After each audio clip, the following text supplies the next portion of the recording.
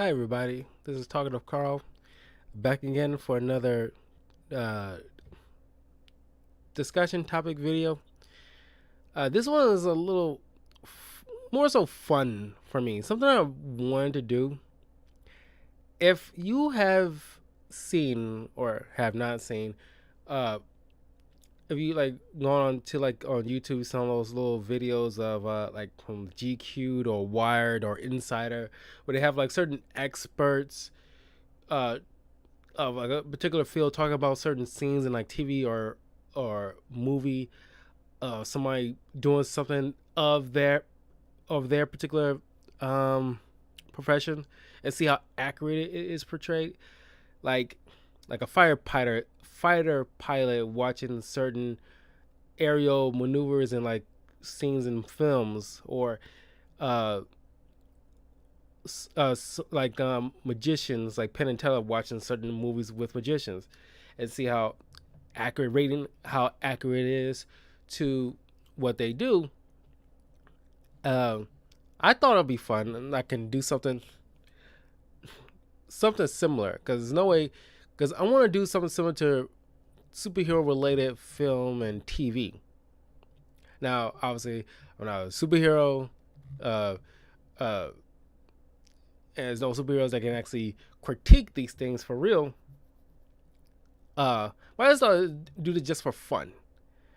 So I have like at least 14 images I'm gonna put up. I don't want to sit and put up actual videos and stuff like that, and get demonetized or anything like that, like they normally do on those kind of videos, because these are bigger professional, kind of setups. Uh, but I want to put up certain images, and I will relay what the images are bringing up. And because I read a lot of comic books, I watched a lot of comic book related content, and I'm just doing this for fun. And I'm gonna rate how accurate it is, because I love my superheroes. I love, like, my superheroes to be good, altruistic, that kind of stuff. They can be flawed and they don't have to be perfect, but as far as like the way like a superhero do a superhero thing, how accurate it's supposed to be. So let's begin. And of course, you can leave your comment below and see if I'm right or not, or you know, whatever. First and foremost, I want to get this one out the way, because I'm not watching season 3 of The Boys anymore, or at least The Boys period, moving forward. Despite my love of Jason Ankles, I am not watching The Boys after the events of season 2. I just, my eyes were bigger than my stomach. It was too much. Not even just the violence, it's just like the whole situation with Stormfront and everything like that. I just, after this point, I couldn't. I don't care anymore. I'm not going back to it. I'm sorry. I'll just probably catch the highlights. But the airplane scene in The Boys season 1. Now, there's a couple of things wrong in this. Now, being a superhero, the main thing that is like pivotal for a lot of superheroes typically is to make sure the innocents or civilians are safe as the first priority. I'll probably be saying this a lot throughout this video, but my point of view, superheroes need to make sure the people are safe above all anything else. Even if like a supervillain escapes, does not matter. You make sure that those people like are safe. Him and Maeve bursting into an airplane that's already in danger of crashing, and I'm not a pilot or engineer who makes planes, but you don't have to be to know that while a plane is in the air, there's cabin pressure, and people are going to be in danger of being sucked out, which what happens. And first of all, you don't burst in. Second of all, in the scene where he just threatens to laser everybody on his plane if they don't calm down. Second thing, you want the people to trust you. And if you're calm, they are calm. It's the same thing for like firefighters or police officers or military personnel. If you're out there to make sure you protect people or like rescue hostages, you don't threaten, like a military personnel who's rescuing hostages don't threaten to shoot the hostages if they don't stop crying. So that is a negative. Obviously, is a huge negative. And then you do not leave them just because you have super strength. He's supposed to be an allegory for Superman. Obviously, he doesn't have all Superman's powers, just like the three mains: flight, super strength, and vulnerability, and fourth, heat vision. And then he's obviously speed. But you have that in combination. Plus, you have May, who's like an allegory for Wonder Woman. First thing you do, and I'll bring this up in Superman Returns, is another video image that I'll bring up later on. What he did was pretty smart. You would fly towards the nose, and you, or at least at the nose, and at least, well, yeah, at the nose of the plane, and you, because you're already fighting gravity and the weight of the plane, and you, while the pilots, if they're conscious, or if you have somebody who knows their way behind the wheel of an aircraft, you have them pull up at the same time as you're forcing the nose easily into to keep it from nose diving, and try to land it in a space where it's open area so that people can easily come off once you land it safety. Given the fact that like what he did was for that not only left them, threatened them, and then you burst in while the plane's still in the air and already endangering people's lives, this is like a huge one. Just like a 1 out of 10. Very, very bad superhero. Invincible, another one. Now, not as bad as The Boys, but nearly. I would say The Boys are bad. It's well written, but it's just like, as far as like graphic, it's just.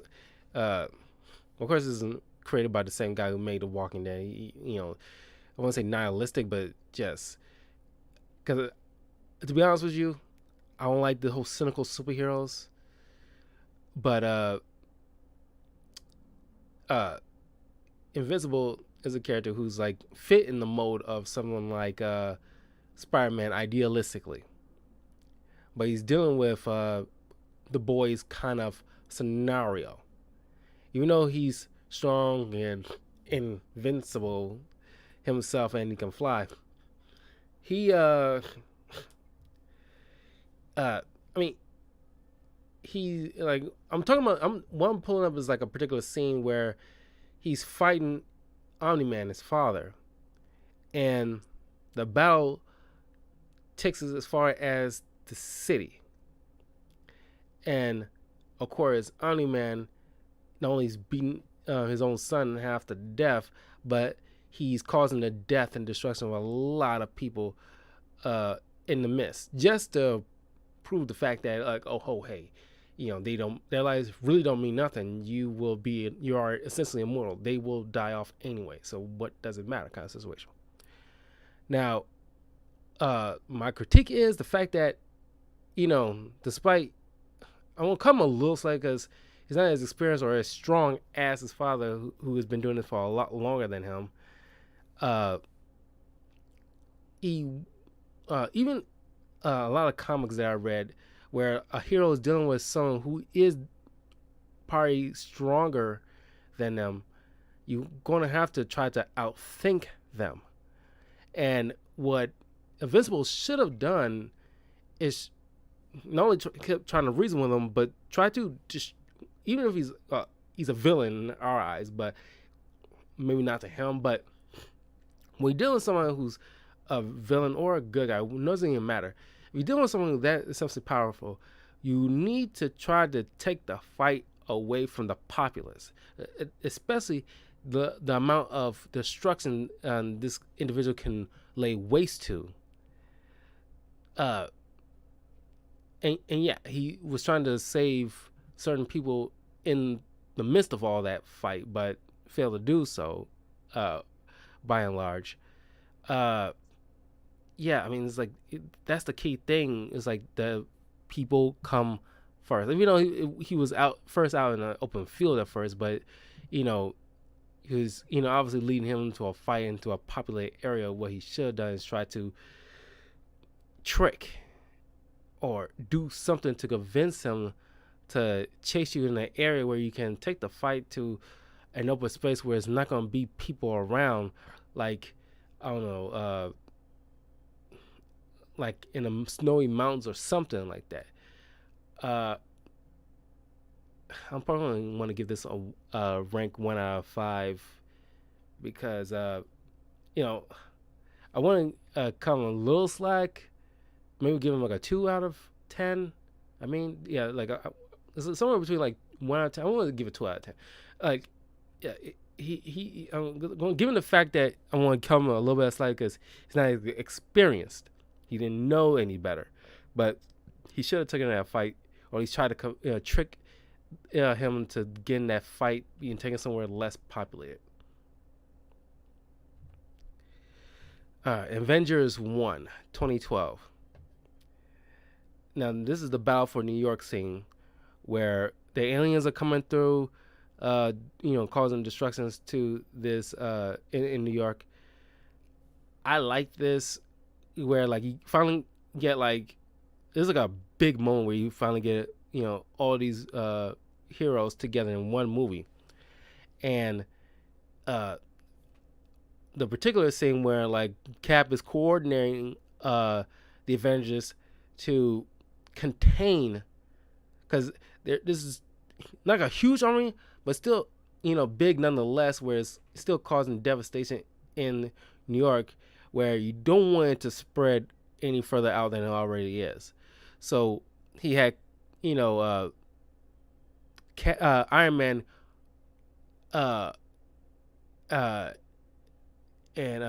Thor and Hulk trying to corral the aliens into a localized area so they contain the devastation, because it's like a lot of people are already hurting. He like Cap was excellent at this, whereas like he maintained the fact that yes, you got to stop these creatures, but of course they didn't realize they had to take out the mothership to make them all go down. We none of us know that at the time, but the fact that he corralled everybody into a localized area to minimize the damage and the death of the people. He also makes sure that they're find Loki, get that staff, and shut the portal off to keep any more from coming out. This is a smart play, by Cap and the Avengers. It was still like a lot of people hurt, but it could have been a whole lot worse if it was caused to spread out, and the government sent off like a nuclear missile to New York to bomb the aliens in a populated area, including dealing with the radiation. That wasn't going to help matters none. And the fact that Iron Man made like a conscientious decision to take that missile and take it through the portal into space to save the population of New York from being annihilated by nuclear destruction. That was smart. That was ingenious, because you keep the people, you think of the people first. So I gotta give this maybe like a definitely an 8 out of 10. I gotta give this 8 out of 10. It was a smart play of everybody involved in this. It was like brilliance. Batman Begins. The cars chase scene. This is after rescuing Rachel from the Scarecrow. She's under the fear toxin. So Batman's trying to get her to the Batcave so he can inoculate her to save her life. But in the midst of this, he's causing not total destruction, but a fair bit of damage to the road as he's just plowing through the streets trying to hurry up and get to his cave, because he does have only a limit of window to make sure she survive, but he's going over cars, crushing them, endangering like there's a couple of scenes as cops in those cars, and he just plowing over them. Now, you could say that he's Batman. He knows he has like, he knows his way around and blah blah blah. But this is essentially like Batman Year One. He's not fully experienced Batman as we know him of him now. So the fact that he didn't, because Batman would have later on will have a contingency plan on avoiding being chased by cops, like he did like in Batman Returns, where he's being chased by cops and he's like having his Batmobile like disengage parts of itself, so he can go through a narrow space, so that way he doesn't have to go on a long high speed chase through the city. Which is the cops, not a lot of people know this, but cops are not allowed to engage in a high speed chase on like a populated area. You don't give up the chase, but you slow down and give like a wide berth just to avoid any damage. And like being Batman, he should know how to maneuver or what's the word? Like just figure out a way to get them off his tail. But I understand. Yeah, this is his first year. It was under extenuating circumstances with someone's life in danger and what have you. But even Alfred commented on like the car chase the high speed chase he was on, that he would have been endangering a lot of people's lives.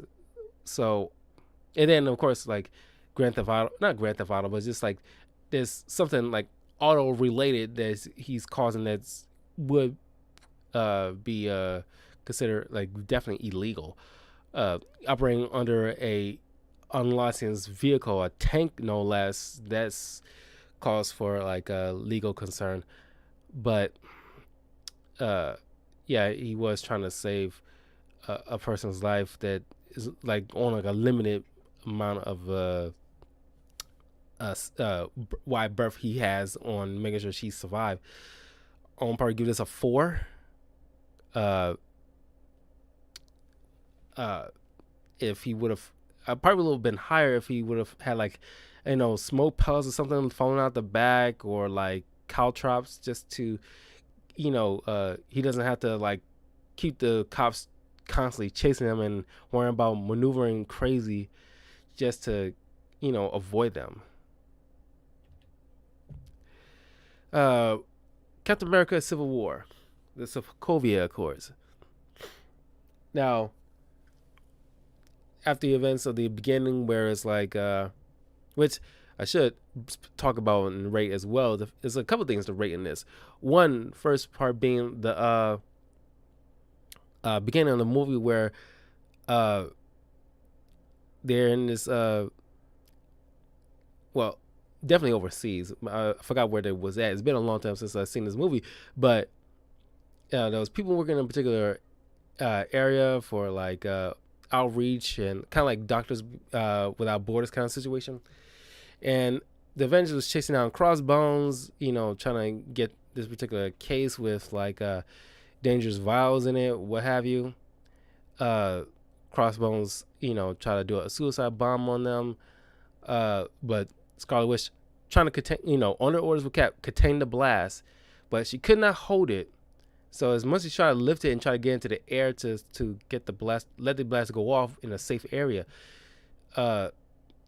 she missed it just by that much, where she's like just barely, over another building, but she couldn't hold it and it went off a side of a building and caused a lot of lives, which resulted in like, the UN government trying to come up with the Sokovia Accords to rein in superheroes or enhance people. uh, it was an accident, yes, but for that particular scene and on the Cap's orders, they wanted to avoid that. Uh, I'm gonna give it maybe like a 7 out of 10, given the fact that everything else up to that point was pretty smooth, and like nobody's lives were in danger except to that critical moment where it's like she did try to contain the blast to avoid, and then push in the air to avoid uh crossbones from killing everybody. She If she had more training with the power, she could have managed to push it along further just enough to avoid that scenario. But yeah, 7 out of 10 would be appropriate for this situation. Everything up to that point was spot on. But then you got the Sokovia Accords. Now, if you ever watched the Legal Eagle YouTube videos, I do, is incredible. He talked about the Sokovia Accords, and technically it's kind of illegal because it's kind of like forced drafting, which we stopped a long time ago. And you essentially forcing people, because he pulled up a lot of the highlights, and like the way the Sokovia Accords in the movie was worded. The Sokovia Accords in the comics was worded, and a combination of the two. The way it was worded, is essentially like not only is forced drafting, but also you are forcing people to relinquish their secret identity, which is considered like their First Amendment right, I think, or just like like invades of privacy kind of situation, and that it has in a sense is illegal. Plus, it also mentions about that, hey, you excuse me, you're essentially forcing people to work for the government, and like weaponizing them. If you deal with enhanced people, you're essentially having the government weaponizing people to be used in all kind of manner of ways, which is in a way in itself wrong. And I guess more often than not, they're part of their free will. If you find out somebody has super abilities and you're forcing them to enlist, essentially, you are turning them essentially into a weapon, and you are not, and essentially enslaving them in a way. But you're forcing them to fight for a government that they probably don't want to do so. And that's why it's like, enlisting to the army is a volunteer, not a forced prerequisite. It's not like South Korea, when you're forced to be, when you get to a certain age, you're forced to be part of their army for a few years. It's not that way in it here in the U.S. Since we're dealing with U.S.-based superheroes. So, and then of course you dealing with that particular scene. I'll probably give it like a 5 out of 10 out of realism, because they I imagine the government would do something, but I would not. They would not. I'm pretty sure they would not break the law in order to make sure to to deal with enhanced individuals. But then of course another part when it's going towards the third act, when you get these two different superheroes fighting each other.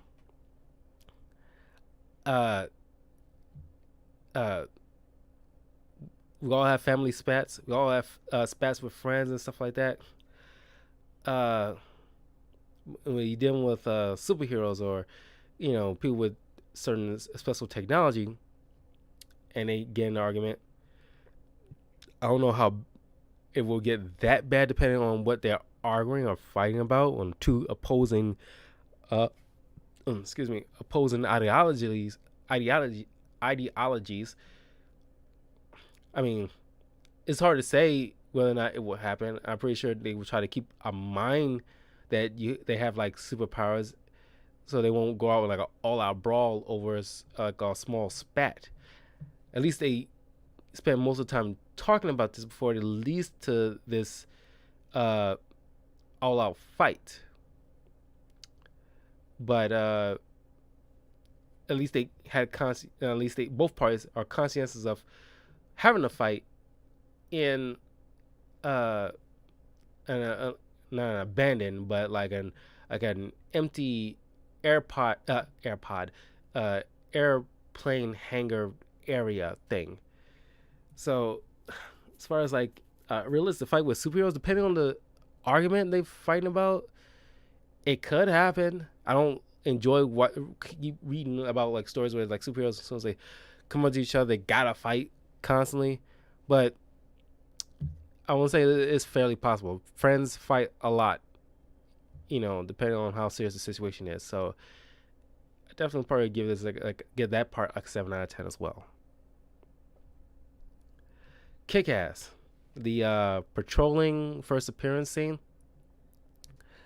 Uh, Even if you're like, let's say, on like if you train and be on the same level as like Batman, or at least bare minimum Nightwing, uh, when you're on a patrol, it's not always gonna go smoothly. You're gonna be scared, and it's gonna be rough, especially when you're out in costumes. Especially if it's like kind of certain costumes in realistic terms will be ridiculous looking. It's not like the MCU when they got like professional tailors here to make it look more streamlined and not all out comic booky like Kick-Ass costume is. But as far as like, yeah, if you out as a superhero, you would go on patrol, monitor people. But it's just the way he did it wasn't uh thorough. Let's say thorough, because the way Big Daddy and his partner slash daughter, they have like the tech and everything like that. They monitor, the kinds of goings, and they patrol. They not only patrol, but they patrol in civilian attire, like just even like in the Unbreakable movie, or even Mr. Glass when Bruce Willis is going on patrol around like the factory area where he eventually finds the Horde. You go in your civilian attire, walk down the street, just like survey the area, come back later when you have the lay of the land. What he did was kind of like as mentioned by Big Daddy, it's like, yeah, that was kind of half-assed. You just barely made it by the skin of your teeth. This patrol scene is yeah, like Big Daddy said, it's half-assed. I will give this like 4 out of 10. It was like he was flying by the seat of his pants. He was just like too gung ho. Man of Steel Superman Zod fight.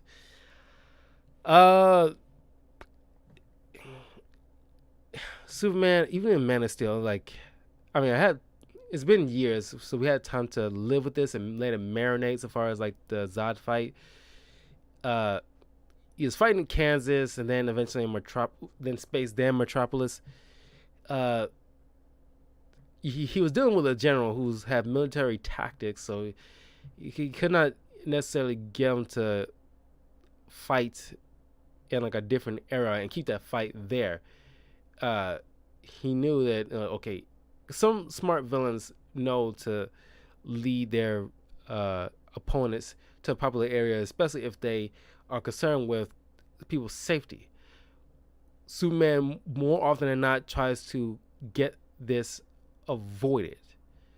But this is his first outing as, I won't say his first outing, but in his major role in fighting superpower bad guys. I won't call him so slack because he know necessarily better, but he should have, because he is Superman and he's not stupid.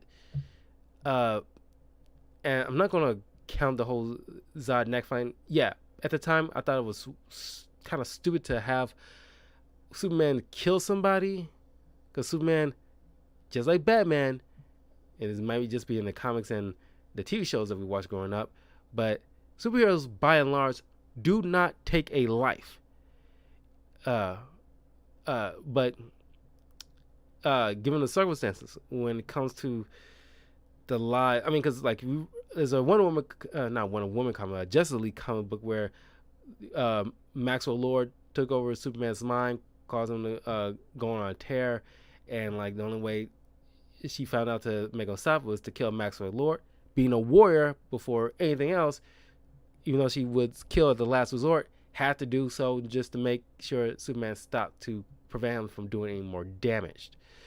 So even though she got like hassled for that by Clark and Bruce, but in this situation, they put Clark in this scenario where he has to prevent Zod from heat visioning a group of people in a corner, and like, he could have, like, a lot of people commented before, he could have just flew him in the air, got him away from that, or push his head towards the ground, and get those people to a chance to run, or whatever. As was other options, yes, but at this time we had time to sit on it. I'm not gonna begrudge him too much, but given the fact that throughout the time he just fighting all through this populated city that a lot of people it's not even might definitely die, especially if you saw like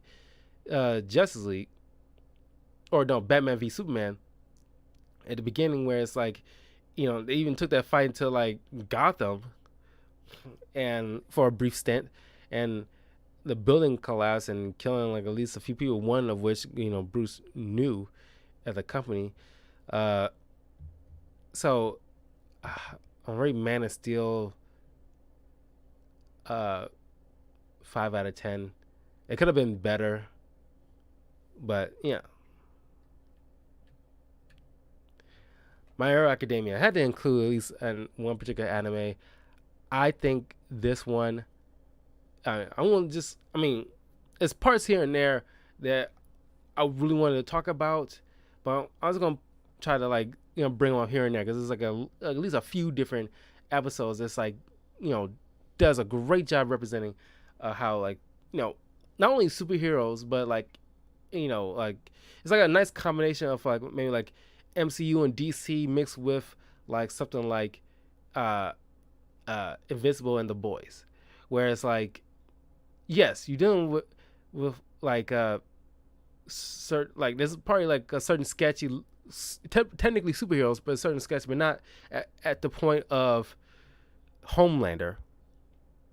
But as far as like, because The Boys, the one thing that I think they would be correct on is like the superheroes monetizing their superpowers. I mean, even Spider-Man was going to do that if it wasn't for the whole death of Uncle Ben situation. It's like you were trying to capitalize off your superhero heroics in some fashion, like have like a side gig. It's like there's one superhero lady here. It's like I forgot her name, but she's like a model, and it's like she does that on the side. Mountain Lady, I think her name was. So she does modeling as a job at the same time, still doing her superhero stuff. So it's like you can have that. It's not necessarily inherently wrong with that, but as long as you still stay true to the whole superhero thing too, because you have abilities, you can still help people. It's just like you don't lose that. I like that, because it's a nice little balance between realism and the fantasy. A nice balance, and the fact that you built a school kind of like a Hogwarts situation, where you got people with like abilities, where you can teach them how to the older superheroes can teach the younger superheroes, the next generation, how to be heroes, doing it the right way, going through these like different courses, these triathlon type of superhero games, like in the first season, and just having them learn either in classes or in like just get some real life experience here and there, typically monitored by a superhero kind of teacher.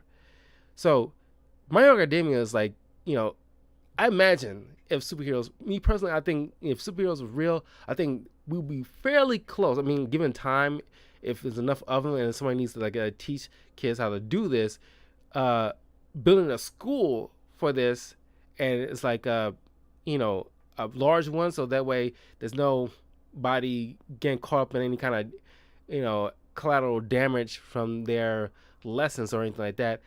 I think this is feasible. This will be like a feasible, like a realistic uh, turn of events if was real. I think this will be like, you know, I give this like a definitely a 9 out of 10 because, you know, everything about My Hero Academia is just like I would say would be spot on if there was a school teaching kids. It'll be somewhat similar to this. Uh, Not perfect, but I'd say it's like, you know, definitely a 9 out of 10. You know, straight up, I would say this is like a spot on, uh, a realistic take on what superheroes would be like. Quicksilver, uh, uh, you know, X-Men Apocalypse, the mansion scene. This one, it's like a spot on. This is like fantastic, even better than the previous Quicksilver thing from the previous movie before this, where the mansion's blowing up. Uh, you know, thanks to an accidental blast by Havoc against like one of the uh, X jets that, you know, is causing the mansion to blow up. Quicksilver happened to come at the right time, where he just runs in and playfully, but using super speed to get everybody out of the mansion, even like the goldfish and the dog in the house, and like it's all within like feel like seconds, or at least a minute or two before the blast completely envelops the mansion. So, uh, you know, he even like took time, which is great. Was Great storytelling, writing, and whoever's involved in the script, or at least the director, director's part in this, where you see Quicksilver even like going through room by room, searching underneath beds and behind doors and everything like that, just to make sure that nobody's looking, and like nobody was looked over. So that was great detail. Because it's very easily for like somebody who would say like, oh, he got super speed, he can just go there and get everybody out, but he gotta make sure, because you can very easily overlook somebody. So I gotta give this a 10 out of 10. This is, you know, that's phenomenal. Great job. Spider-Man: Homecoming, the bridge scene.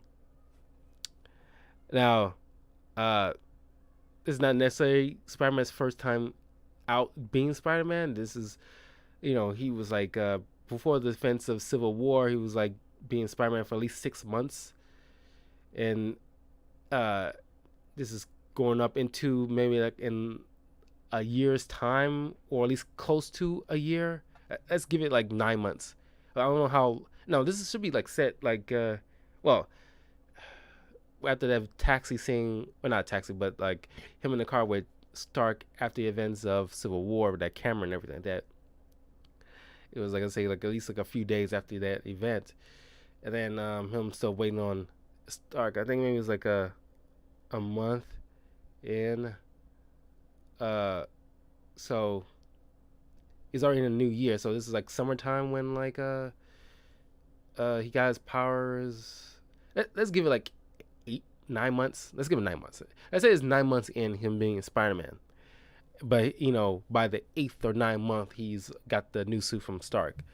So he's, you know, trying to track. You know, he's watching Vulture, trying to catch him in the act of selling weapons. And of course, he Vulture got away not before cutting this bridge in half. So uh, Spider-Man trying to pull everything together by his webbing, but he doesn't fully understand how the suit with the training wheel thing works. So it's not like it's similar to the game with all the gadgets and stuff, but he hasn't unlocked those things yet. So he's trying to pull everything together by web and by his own strength. But cannot do it until Iron Man has to swoop in and save the day. Uh, uh, I mean, style points for like definitely trying to keep everything together, in metaphorically speaking. No pun intended, I should say. Uh, uh, he like like I didn't care too much on the way Stark lectured him after the fact, but he's not necessarily wrong because he should have been more forthcoming to Peter, telling Peter, don't worry, I call the cops. Like, I hear you. You sound like you. Uh, this is a big deal. So I'm gonna call the people, have them people investigate this and blah blah blah. So you don't have to worry. Could have let them know so you don't have to sneak off behind Stark's back and do this, even though Stark told him not to. This is a kid now. Given the fact that this is the whole Sokovia after the Sokovia situation, like this kid not.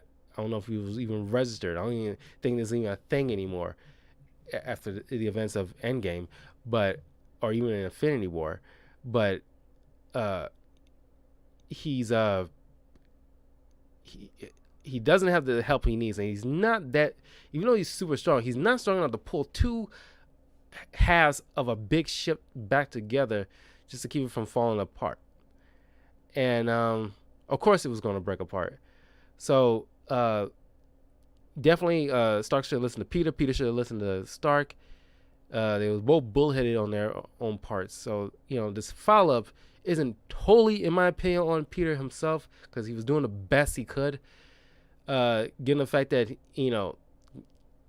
I'm trying to keep my bias out of it because despite my love for Spider-Man, I want to keep my biases to the side. I will give this maybe like a 6 out of 10 because it should have been handled before it got to this point. It should have been handled and worked with each other. Kept up with Peter's calls so he can be up to speed of what's currently going on. Because it's living like Peter's to his devices and not telling him stuff. What kind of kid he's dealing with. He should have been more mindful of that on Stark's part.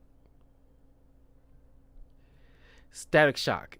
I'm trying to find an image where I remember this particular episode later on in the series where he was dealing with don't know if it was like a meta human who was turned into a werewolf, and like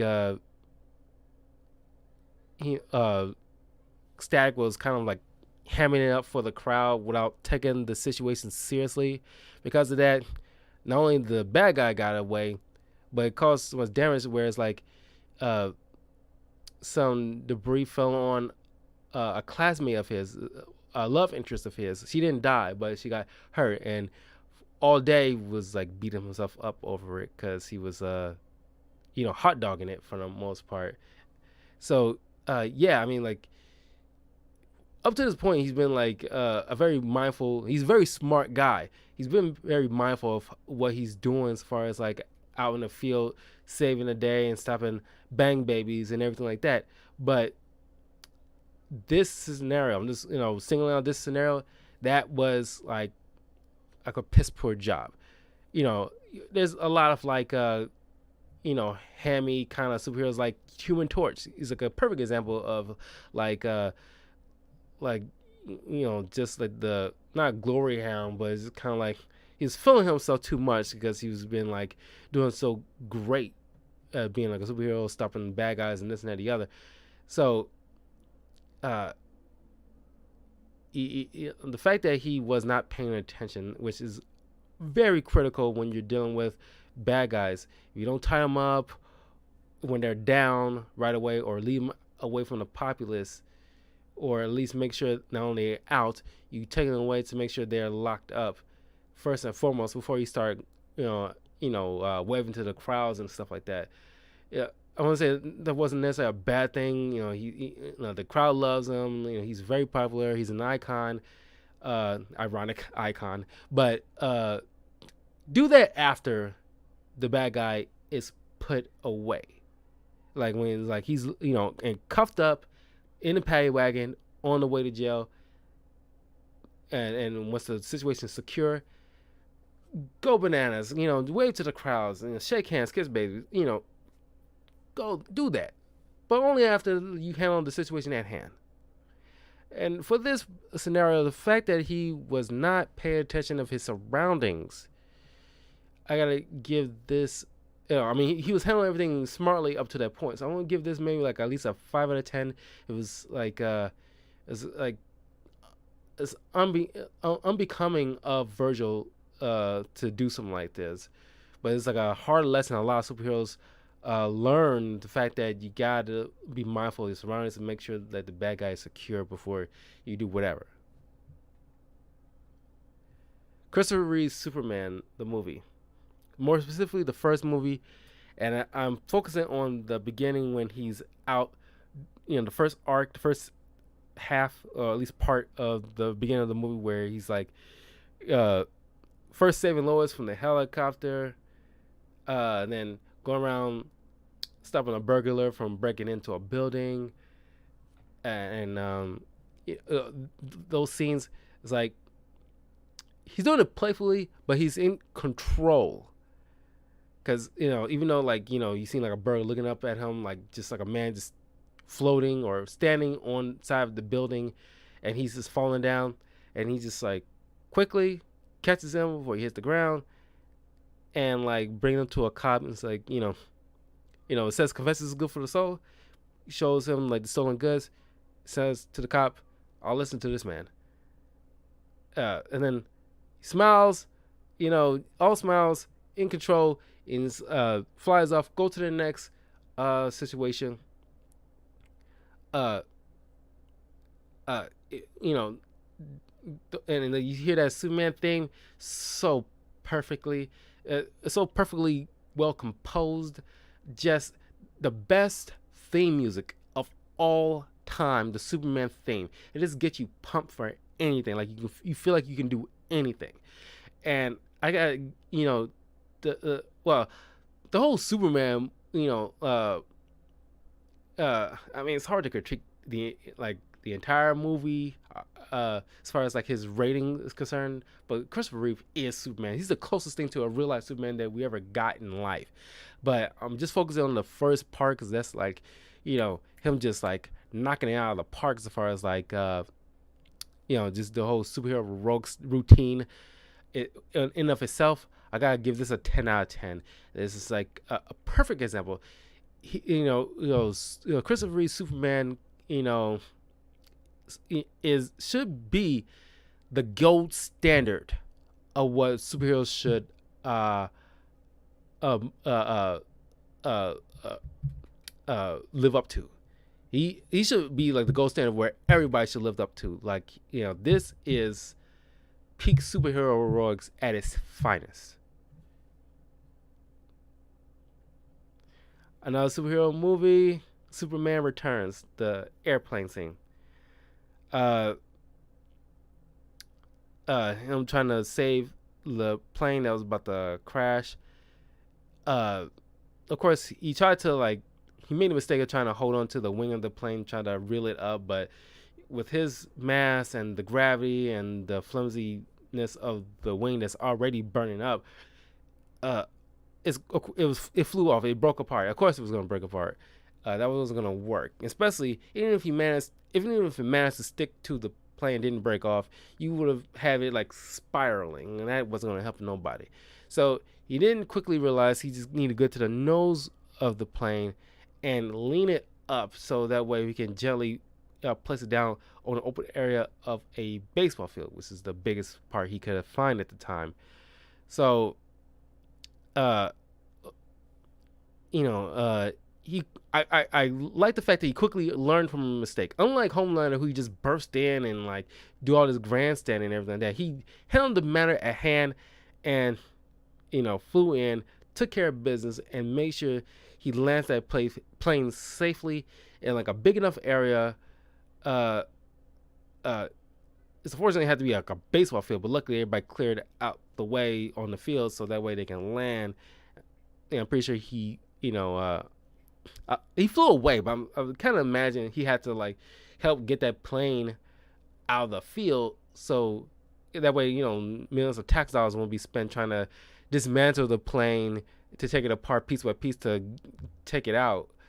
But I imagine that's probably the case because you could have just waited until like everybody's off the plane so help matters, and because not a lot of superheroes do cleanup. Not a lot of them do. Some do, but not a lot. And like if you didn't want like a massive plane, he's strong enough to lift that thing and take it to another open area field so that way they can be safely dismantled over there and stripped apart and whatever. So that way, it won't be a hassle on tax dollars. But I gotta give this maybe like an 8 out of 10. It's just like a smart play, mostly because he handled the business. He quickly realized his mistake and took care of business. Because a lot of superheroes gotta think on their feet. If one thing doesn't work, go to Plan B, try to figure something out. That's what the My Hero Academia thing is all about when it comes to teaching new students. The fact that you have to more than likely think on your feet. You need a just like Batman. He always have a Plan A, Plan B, Plan C, and sometimes even a Plan D. Because more often than not, the first plan probably does not bode well. So you need to make sure you can rely on Plan B at a quick pace, and that will more than likely save a lot of lives. So yeah, I think. No, I want to give this 7 or 8 out of 10. Let's give it like a generous 8 out of 10 for like quick thinking. And finally, the car chase scene in Venom. Uh, yeah, just like with Batman Begins, I don't like the fact that this is Venom we're talking about. Of course, this is like their first meeting and getting used to each other and symbiosis. So their mindset was just getting away from the people chasing them. But the fact that he was just tossing cars willy nilly behind them, endangering a lot of lives, this was like very, very irresponsible. I know like Venom is known to be like an anti-hero up until like recent comics, but this is even worse than even Batman Begins with his car chase scene. This is, I think I gave like did I give that a 4 out of 10 on? Yeah, I think I gave like Batman Begins 4 out of 10. I think I give this like a 3 out of 10, so far as like the way that was handled. I know he's being chased. He's on like a stressful situation. He's got alien parasite in him, and like some people are gunning for him. So it's like he's all about survival instincts at this point. But it shouldn't cost like endangering other people's lives just to get away. But yeah, I think this is a 3 out of 10. And it's like people's lives come first. Like do not endanger the civilians' lives. This is like key for a lot of superheroes. But yeah, that is my just a fun little ranking and breakdown of the do's and don'ts of being a superhero or in like TV and TV shows and movies.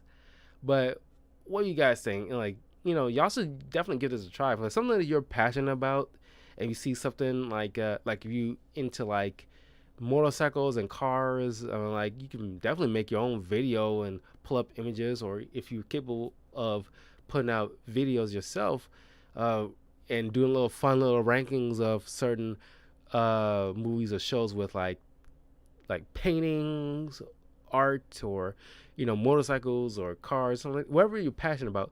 This is a fun thing to do, and just your idea of like, okay, I'm into this thing. Let's see, like, I mean, you don't have to be a professional. It helps if you're a professional, but this is something fun like that anybody I think can do. But yeah, don't forget to leave a like, comment, subscribe, all that good stuff to Talkative Carl on YouTube, Twitch, and Twitter. Follow me on my Patreon. That's patreon.com/talkativecarl. And I will see you guys next time for future discussion videos and reviews.